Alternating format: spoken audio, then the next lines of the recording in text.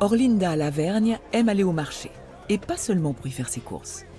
Elle adore se laisser porter. Cette Alsacienne de souche a passé quelques années sur l'île de la Réunion, jusqu'à ce que le mal du pays la ramène dans sa région natale.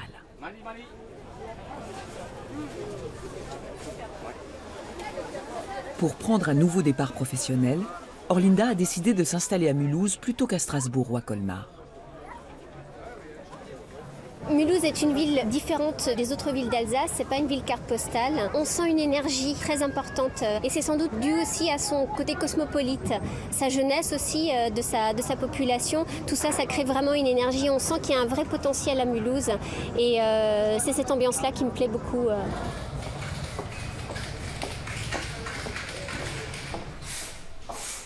Il y a 2 ans, Orlinda a ouvert une galerie d'art dans le centre-ville. On y prépare actuellement une nouvelle exposition. Carte blanche est donnée à un collectif d'artistes de la région, Orbit 119.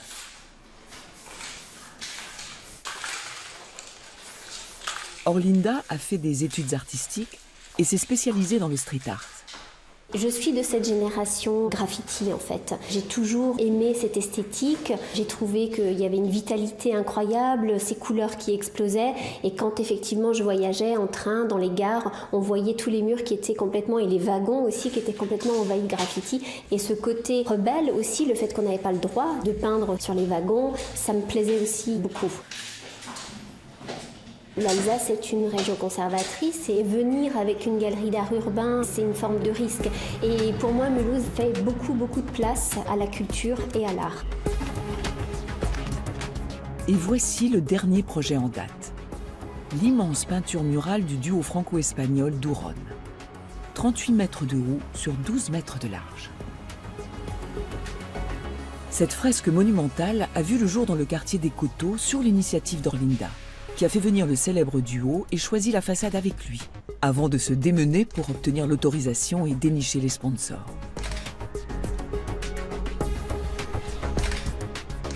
L'image est magnifique, quoi. Cette femme qui est toute en grâce avec une couronne végétale, on dirait presque une reine. Et je trouve déjà l'image très forte. Qu'elle soit aussi là, dans le quartier des Coteaux, on peut imaginer, voilà, c'est un quartier plutôt défavorisé et ça amène vraiment de la fierté au quartier.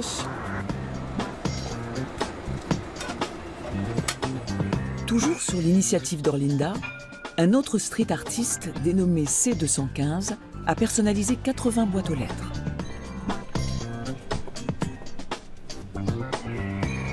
La galeriste se plie en 4 pour faire toujours plus de place à l'art dans sa ville d'adoption.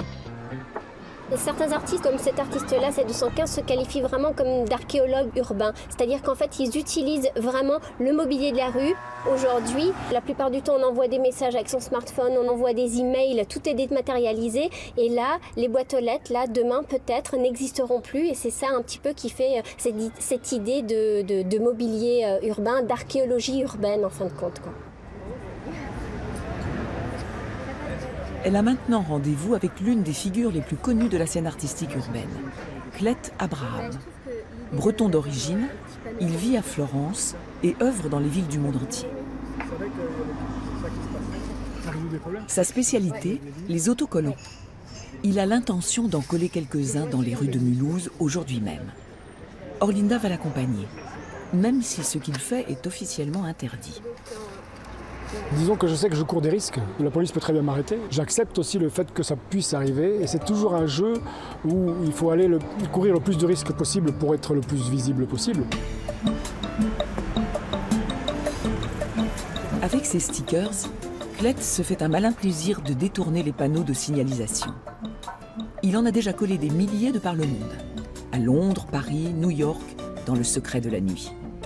À Mulhouse, il peut œuvrer au grand jour, car Orlinda lui a obtenu une autorisation spéciale. Au début, je travaillais à pied avec un ami, je montais sur ses épaules.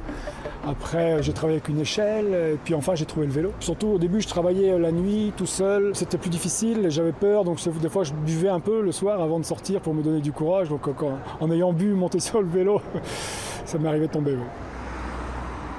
Entre-temps, il est passé maître dans l'art de grimper au panneau. La plupart de ces autocollants sont destinés au sens interdit.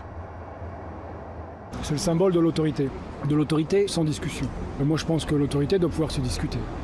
C'est une réponse aussi, parce que les panneaux, ce sont des ordres partout, ou des obligations, où on dit « fais pas ça, fais ci, va à droite, va à gauche », on ne peut pas répondre. Et en fait, moi j'ai répondu.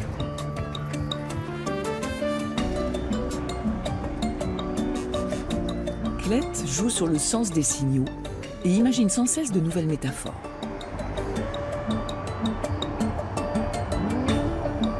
C'est un territoire de communication en fait qui est assez pauvre. T'es autorisé, on t'interdit ou on t'autorise à faire quelque chose.